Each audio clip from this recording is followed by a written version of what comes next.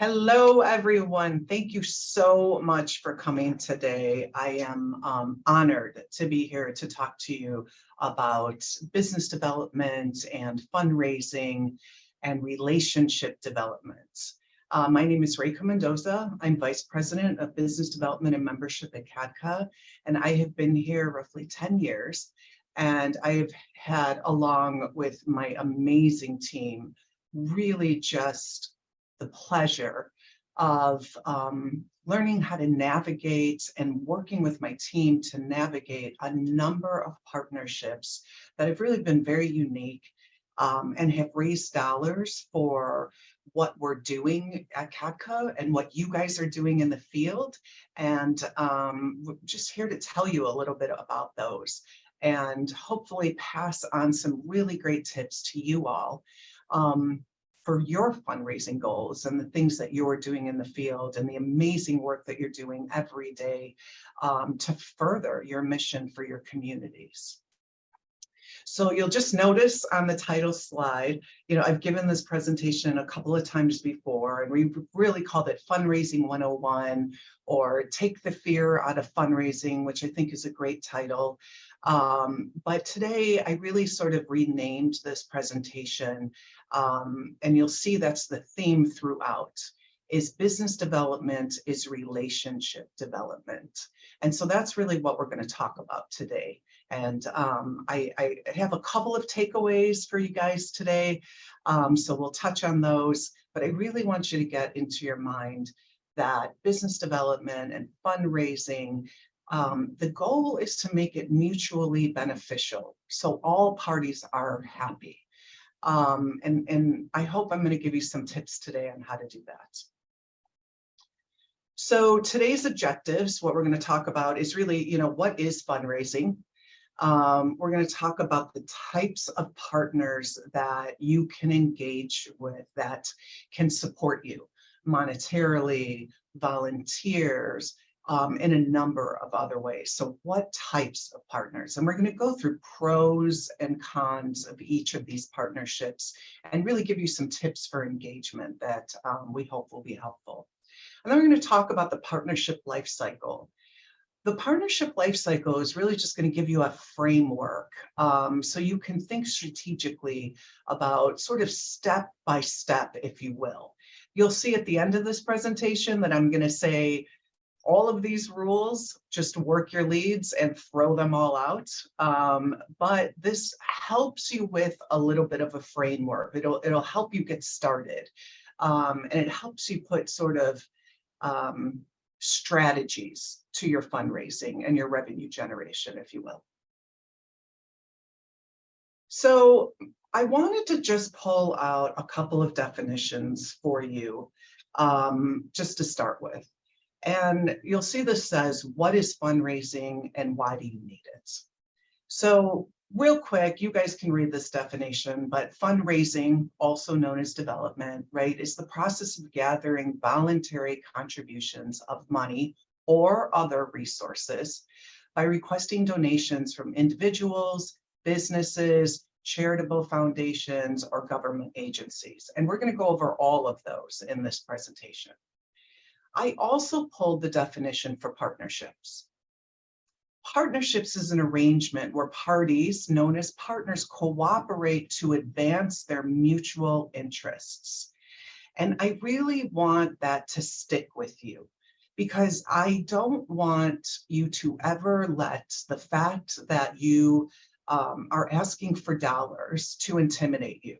What I want you to do is know that you are building a partnership and you are going to be explaining how this is beneficial, and believe it, because it is, because you all are doing an incredible service to your community that everyone needs. And this is beneficial to everyone. And you're going to find ways to make this partnership beneficial and really just be able to grow and help your communities even more. So we're going to dive right in with types of partners.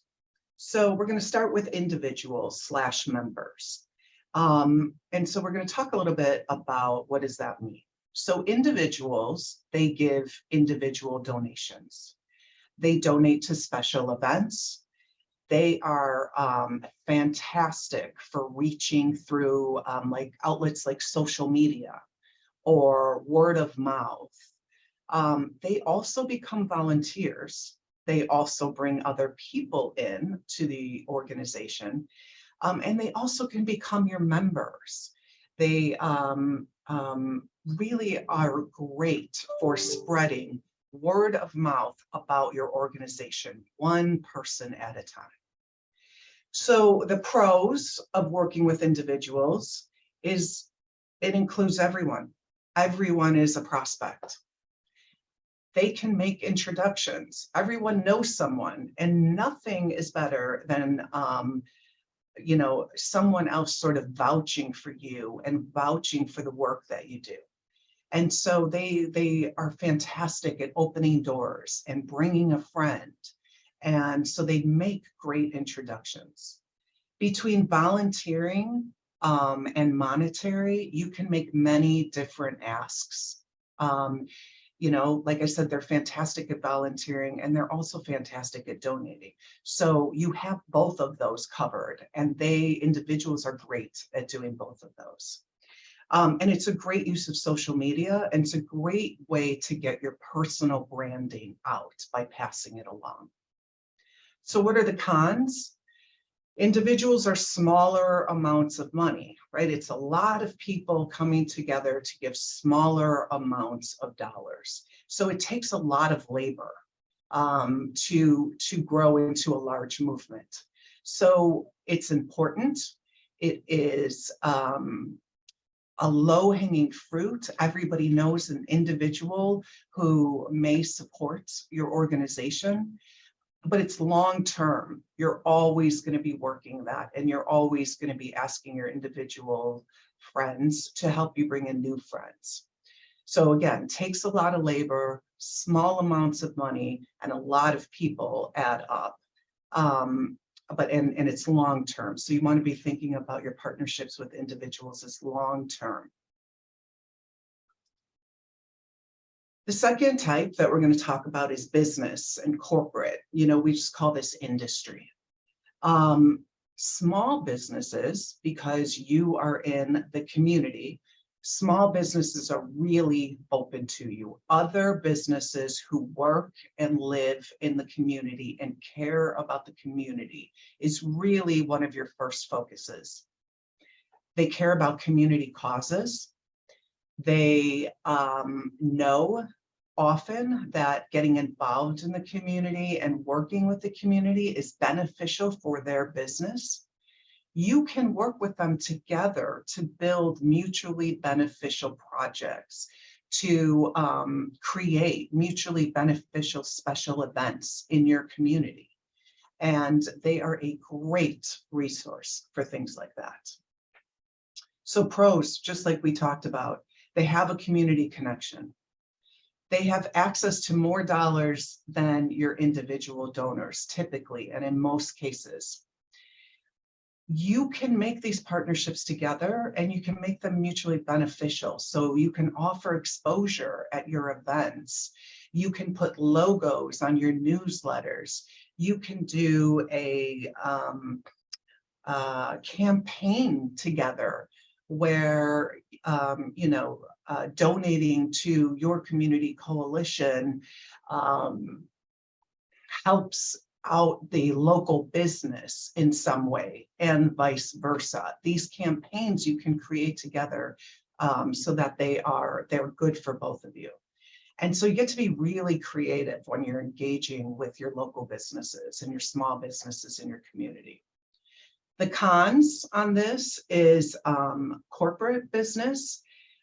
They can be a little bit more difficult sometimes because, especially large corporations, they already have their corporate social responsibility objectives laid out.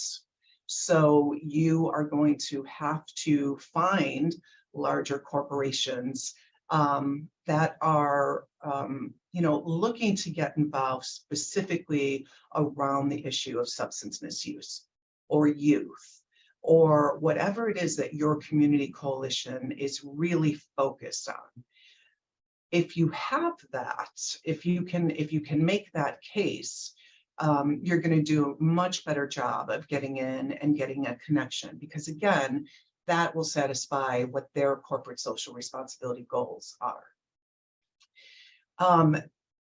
Again, these relationships are much more reliant on mutually beneficial relationships. And I have that under cons, but it's also a pro, because those relationships, as long as they're mutually beneficial, they would tend to last much longer, even than the individual. An individual supporter of yours, the life cycle may be a year, it may be a couple of years.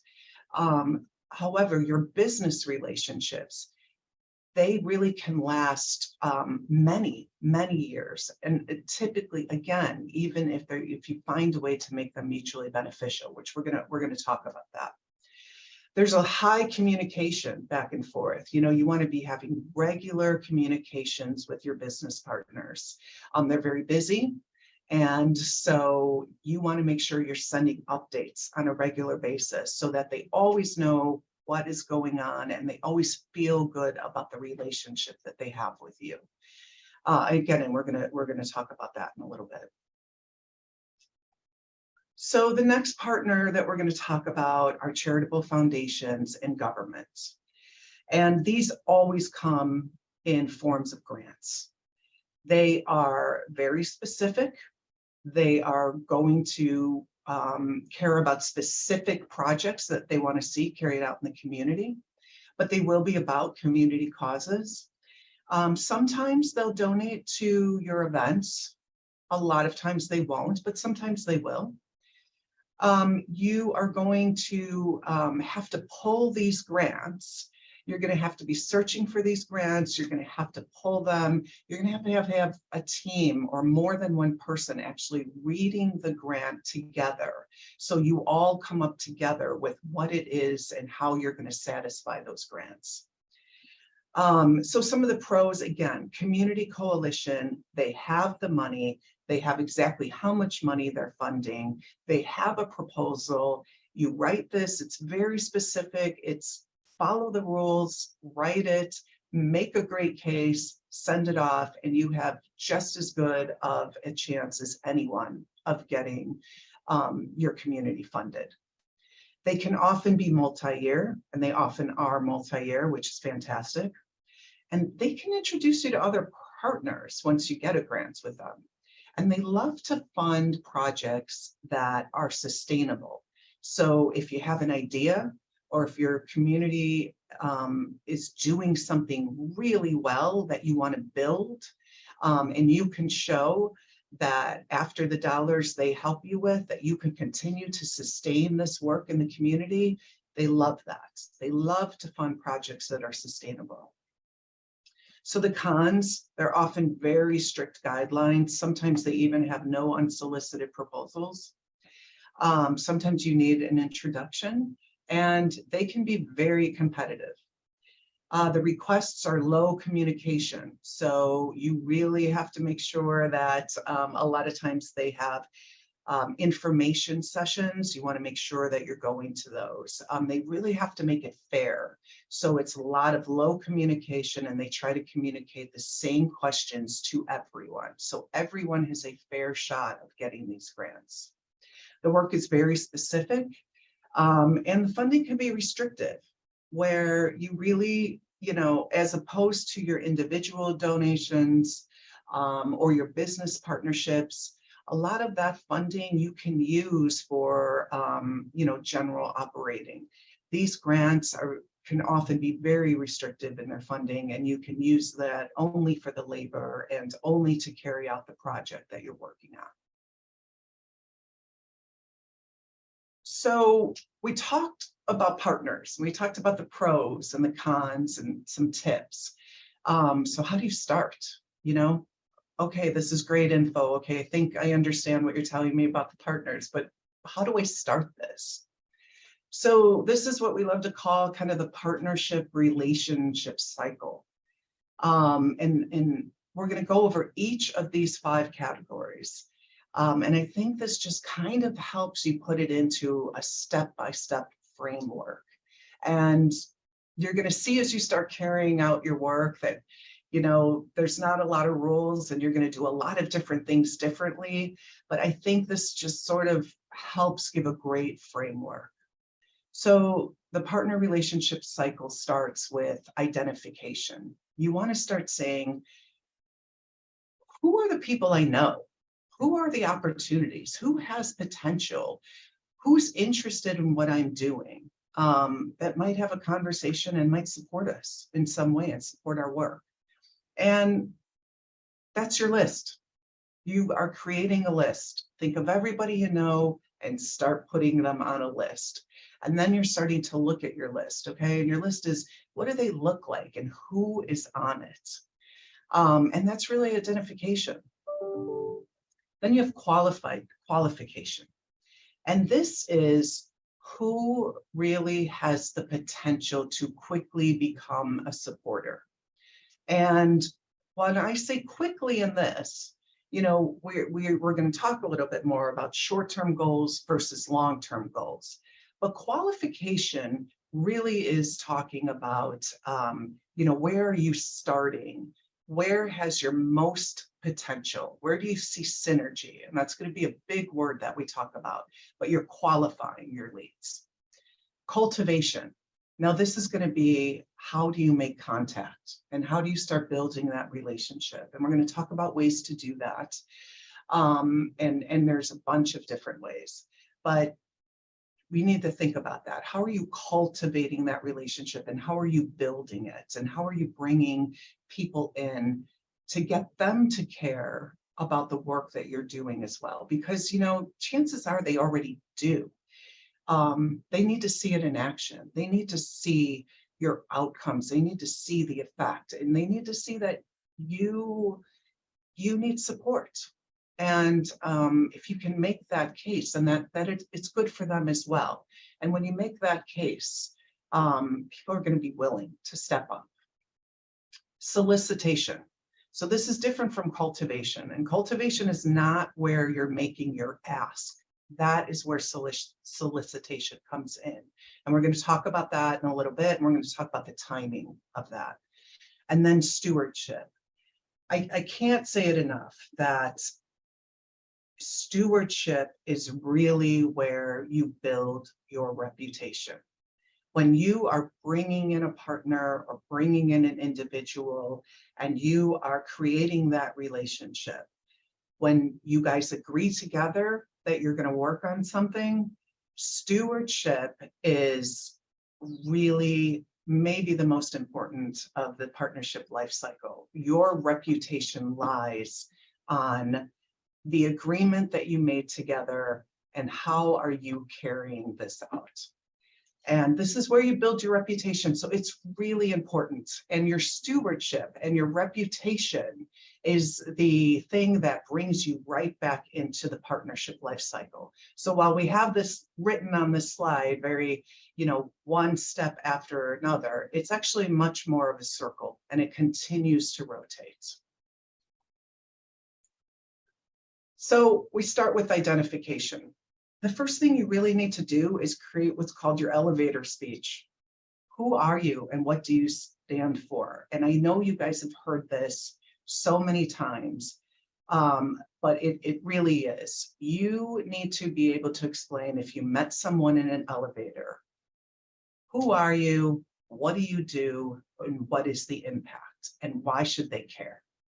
And you want to create this, and this takes some brainstorming. You need to talk to a couple of other people about that. You could call us at CADCA and we can kind of help you with that. But you want to be able to give this fast, and you want to be able to give it in an elevator if you had to. Why should someone care about what you're doing and who you are? And you also want to teach this elevator speech to everyone who is affiliated with your organization, because you want them to be able to say that speech as well.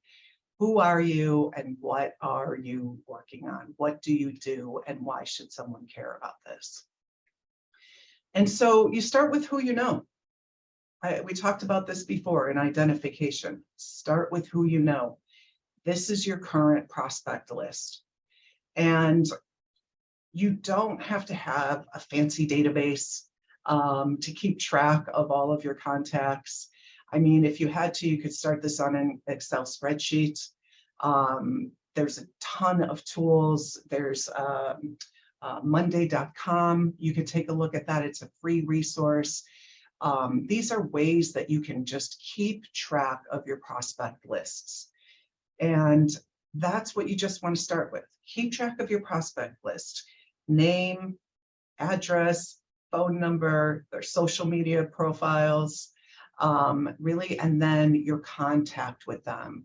When did you talk to them, and what was the date that you talked to them, and what's your follow-up?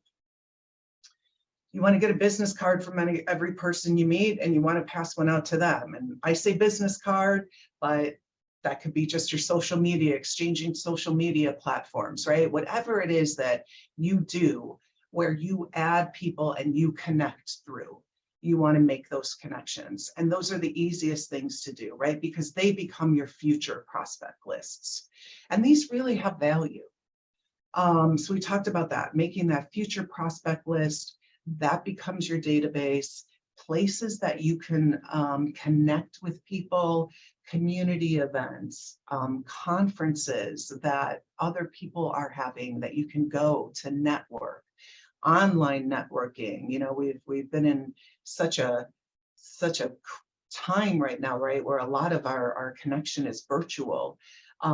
Virtual conferences, those work out too, and you can connect with somebody that way. Hey, I also went to that webinar. What did you think about it? This is what we're working on. What are you guys working on? Really just sort of making those connections. And you want to keep that running list, not just of who your prospects are, but also as you're out there and you're networking and you're talking to people and you're doing research, who do you want to meet? And that is going to be done from research that you're doing, whether it's online, whether you're searching for other people that are doing work just like you're doing, and who do they know? You want to keep a running list of who it is that you would like to meet. And because you never know where you're going to meet them, or you never know when you are going to run into somebody that that knows that person. So these are really early stages of identification and starting to build that sort of pipeline. So qualification. You have limited time. You all work unbelievably hard. And now adding on fundraising, which is so incredibly important and really needs to be thought of on a regular basis. But it's time consuming and it takes a lot of work. So you have to qualify your leads. You have to qualify your lists, and that's how they become leads. Your number one rule when you're qualifying a lead is synergy. You want to look and see, what do you have in common with this person, with this business, with this foundation? What are they funding? What are they looking to fund? And what do you have in common? Do you know people that you each have in common? Do you live in the same community? Do you have friends who are working on some of the same things that you're working on? Your number one rule when you're qualifying is synergy. Then as you're looking at synergy, those are starting to become your leads. And so you always want to look and say to yourself, is this an immediate or a long-term prospect? Is this somebody that I know and I can call them, or I can have coffee with them, or they know my friend and I can just ask them to come to my next coalition meeting? Is it an immediate or is it a long-term prospect? Who and what are they already funding, and how? And this is so important. I cannot tell you how many times before I've gone to meet with a partner, or to meet with an individual, or to talk to somebody about coming to one of our conferences or supporting one of our conferences or just anything. I have done my research ahead of time. If it's a business, I already know how have they partnered with other people? What are they interested in? And I've already started cultivating ideas and suggestions of ways we can work together because I've done that work ahead of time. And it's not, rocket scientist. I mean, this is, me getting ready and planning for these and spending, an hour of time or a couple of hours of time just on the web and doing my research. Who are they? What are they looking at? How do I know them? What else have they funded? Are they funding your competitors? Because if they're funding your competitors, then there's synergy because they're funding in the area that you're working. Why do they care about what you're doing? And how can you help them look good? And, how much money are they funding? If it's a foundation, do some research on the foundation. What are their annual revenues and how much are they giving out to the community? There's a website where you can do tons of research, definitely on nonprofits, definitely on foundations, corporate business, obviously they have their annual revenues and you can learn a lot about them. You can go to their corporate social responsibility and find out what they're doing. You can go to guidestar.org and create yourself a free account and you can look up foundations and you can see who else they are funding and then go to their website and see who else they're funding. So this is where you're qualifying, you're doing your research, you're getting to know your partner. So cultivation, right? We just talked about this. Number one rule, research, know your audience. So now you have to think about how are you going to make that connection? How are you going to reach out to them? Is it going to be an email? Is it going to be social media? Is it going to be in person? I have phone call on there, but I don't know who answers their phones anymore. So I don't know that would work, but you love to have a phone call if you can. Usually the best ways are reaching out by email, reaching out by social media, if you're going in cold, and having some information about yourself and asking for a phone call is the next step. And, you want to think about those emails and you want to have them to the point. You want to talk about why they should talk to you. You want to include a link to your website or at least a one-pager about yourself that shows some of the impact that you're having in your community. Those are really thoughtful ways to reach out to people. And then we just talked about this, right? How do you demonstrate what you do and tell your story? This is where you're talking about social media. This is where you're talking about your communications, your one-pager. You're inviting them to an in-person community event, or you're inviting them to join you on an online webinar that you're having, or you're sending over a one-pager that again tells a story about what you're doing in your community. And you see, I have here, what is your ask? This is not where you ask for money. This is where you ask for conversation. This is where you start to build a relationship. This is where you ask to be able to share information. So our next slide is solicitation. And this is where we talk about what is your ask. And your ask is different for different people. Sometimes you're going to be asking people for dollars, most of the time. But what specifically are those dollars going to go to? Is it to sponsor a trip? Maybe to send some of your youth to get trained? I put forum and mid-year here because we want all of you to come to CADCA conferences, of course. Is it to maybe put an ad in your newsletter so you can say that they are supporting your organization, and you put an ad to your newsletter that you're getting out to everyone, and it does a click through to their website? Is it a partnership in the community? Maybe you and your community are giving out safe disposal pouches, and you're hosting an event, and you're hosting a morning breakfast. Maybe you're asking your business to support that by paying for the venue and helping to pay for some of the pouches and paying for the coffee, right? And you've added this up, and they become the premier sponsor of that event. And you're really pushing that business as the community supporter. Are you asking them for their time? Are you asking them to volunteer? You want to be very specific about that. And you want to have a couple of different asks, because throwing out one is like throwing out a suggestion. You've talked to them, you think they might be interested in this, be like, okay, so then maybe it's their time. Maybe you're going to ask them to volunteer. And maybe they're like, oh, I'm not sure about that. Great. Well, then maybe that's when you say, well, what about B, which could be, maybe you could help us support this community event that we're having. Or are you asking for an introduction? And an introduction is powerful, because just how we talked a little bit back about cultivation, we talked about how are you going to reach out to someone? Is it going to be through the email? Is it going to be through the phone call? Is it going to be through your social media?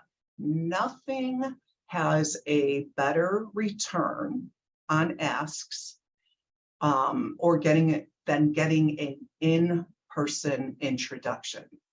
So if you ask somebody to introduce you to someone else, that is an ask, and you should, it is a valuable ask, and it is an important ask. I will tell you that if you are going to ask somebody to make an introduction for you, you have to make it as easy as possible for that person to make the introduction. And so what you do is you offer to write the email. And you say, hey, would you mind introducing me to your friend, so-and-so? I'll be happy to write the email for you.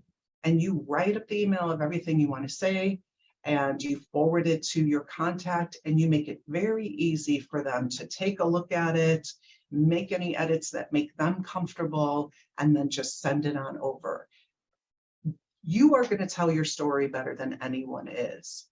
So making the introduction, so asking somebody to make an introduction and making it incredibly easy for them is a much better chance that they're going to make that introduction for you. And it's a much better chance for you that you're going to be able to be the one that tells your story.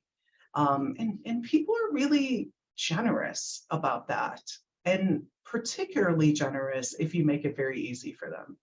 And I'll tell you something that works a lot is sometimes people are a little bit uncomfortable making the introductions, but I have found that I will write the email. I've asked them, okay, I understand you might be uncomfortable about making the introduction. Are you okay if I reach out to that person and CC you on the email and tell them, hey, you suggested that they might be interested in this? And I probably asked that, I can't even count how many times, and I can't think of a time that it wasn't that somebody said no to me on that.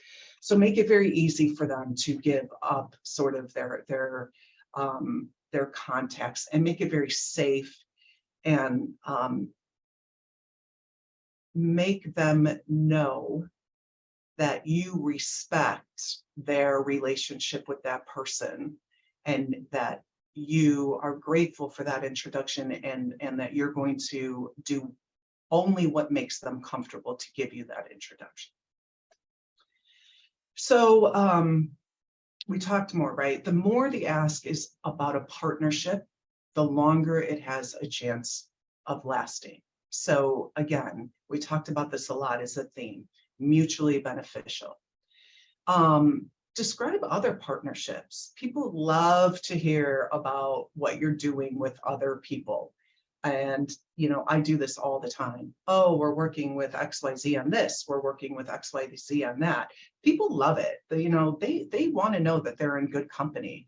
They want to know that they're there, funding something cool with you, along with other people that are funding something cool with you. So talk about other partnerships and the cool things that you're doing.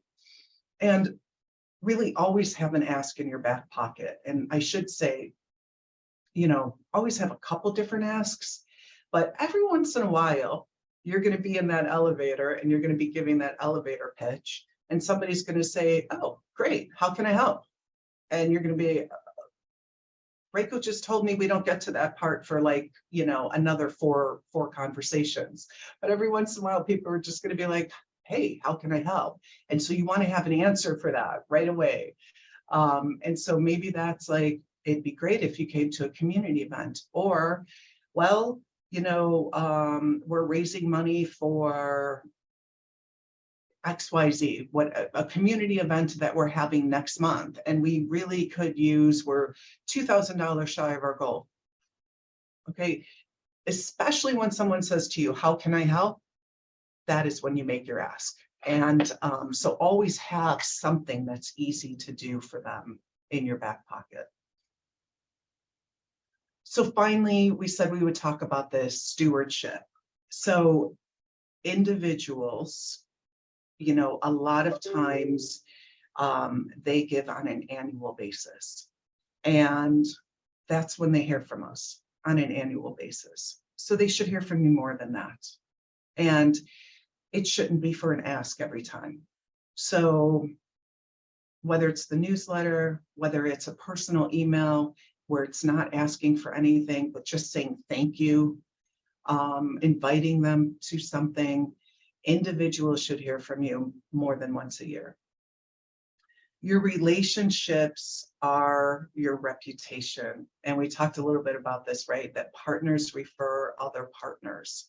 So you have to make sure that if you've created a partnership with someone, you are delivering on what you guys agreed on.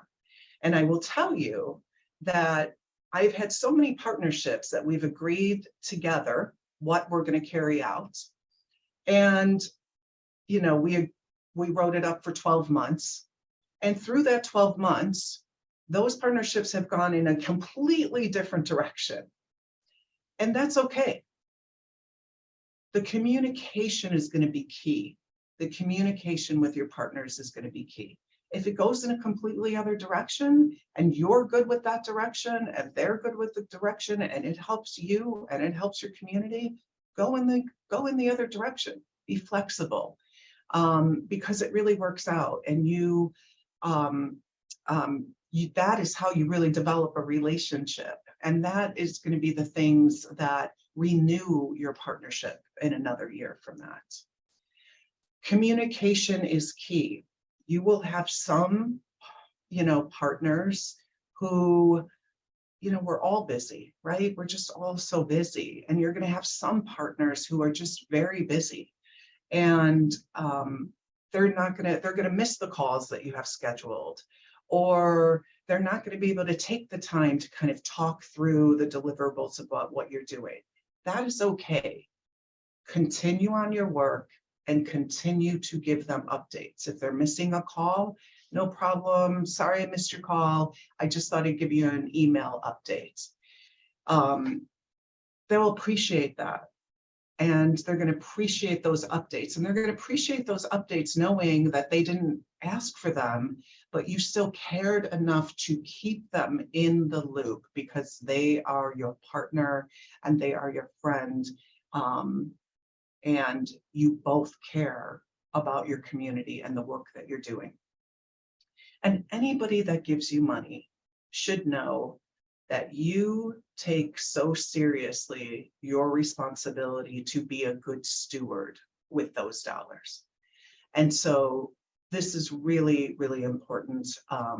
And I really believe that this is what relationship building really is all about. And it is the key to continuing to build your business and to build your brand and continuing for you to be able to give this amazing work that you're doing into your communities every day. So plans and goals, when you're thinking about all these things and you're ingesting it and you're talking a lot about it and you have kind of your steps and the types of partners, you should be planning for a few different things, right?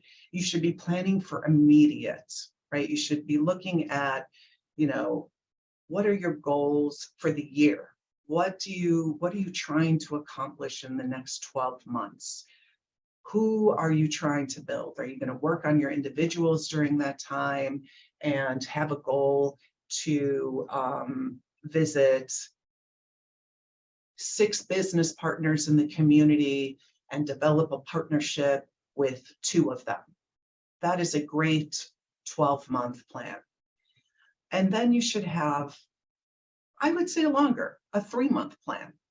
And those are the people on your list of those people that you want to meet, right? And those lists are going to continue to grow as you continue to work with partners and individuals.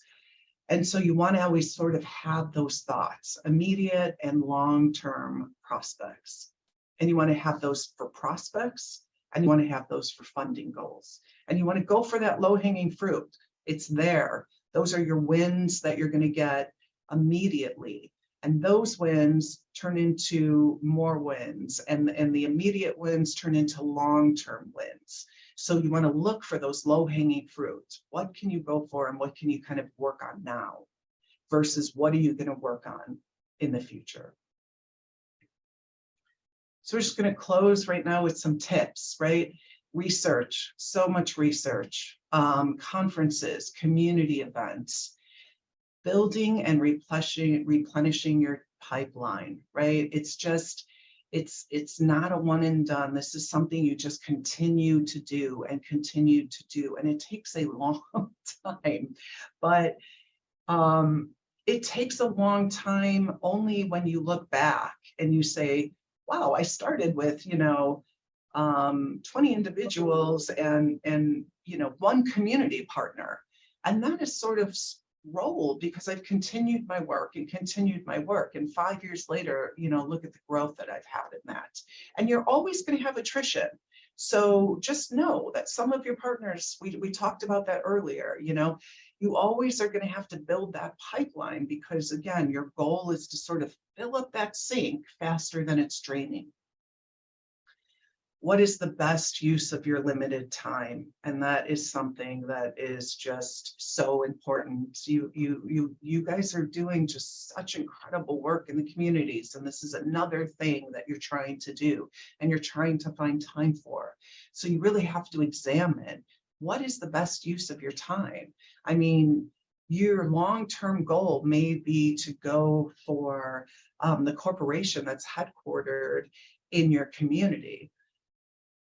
You should always continue to work that, but your best use of your time is also, 80% of your time is cultivating those relationships that you have right now with your individuals and your small businesses. Look to be mutually beneficial. Have more than one person review and help write your grants. We've worked with the team. I've read those grants. We have to outline those grants. Sometimes you're reading them and they're long and they're detailed. And so you really need sort of different points of view because sometimes you miss things. So if you get a bunch, 2 people reading it to work on those together, that is really helpful. And be sort of outlining those. Also with grants, if you see a grant that you're going to apply for, try to, start looking at the submission vehicle early. And I call that doing your housekeeping due diligence. Because, sometimes you're going to write your grant, it's due on a certain day, and you go to submit it a day before, and you realize that the vehicle, the station that they want you to use to upload that grant is requiring you to, fill out all of this information and talk about your board of directors. And sometimes you need a code to register for that, that vehicle, that submission vehicle. Sometimes there's a lot of housekeeping work to do before you can even submit your grant. So take a look at the grant portal early. Take a look at those early and get a tip on it and get a jump on that. Because, like I said, sometimes they throw you for a loop, and, it's a 2-week waiting period for you to even register to get on to apply and submit your grant. So think about that, when you're reviewing and writing grants. Work your long-term and your immediate prospects. This doesn't and shouldn't be done by one person on your team. I know that's easier said than done, because when I started at CADCA 10 years ago, we had like a 3-person team for everything that we were doing. And so everything that you see here was what I was doing. So I know there's very limited resources. But, if you can, spread some of these things out, make it a small part of everybody's to do research for new leads. And really kind of discuss it, because you guys are so creative together that you're going to come up with amazing suggestions on how you can partner with people in the community. Money isn't always the ask. We talked a little bit about that already. Sometimes that introduction is the ask, and it's a really important one. Sometimes volunteering is the ask. I really, when I'm building relationships and I'm sort of creating them and creating the proposals and doing that work, I always like to ask as I go along, okay, so I'm thinking about doing, X, Y, and Z. How does that feel to you? Or are you comfortable with that? Check in with them. They're your partner. So they have suggestions too, and they're often great. So make sure you're always checking in and saying those things like, yeah, so are you comfortable with that? How does that feel to you? Those are really great ways to encourage discussion, encourage participation, and have everybody really feeling good about what you're doing together. And then last, this is what I say. All of this is a guideline. All of these are tips. Don't be afraid to throw out all of these rules and just work your opportunities. You know the work that you're doing, and it is incredibly important. And when I say throw out all the rules and work your opportunities, what I really mean is to go back to what we talked about in the first, is that build a partnership. Believe it, because what you're doing is providing a service, an amazing and important service to the community. And everyone needs this service. And so believe that, because you're building and you're creating a relationship. So that is the end of our presentation. We are super excited. I believe that we have some time for a little bit of Q&A. You certainly can reach out to us here at CADCA, or me, Rachel Mendoza at cadca.org. You can find me on our website. And I think myself and my team will be available to answer some calls. Thank you so much for your time. I really appreciate you taking time out of your day to attend this. And if I could be of any service to you, please contact me at any time. Thank you so much. Have a great day.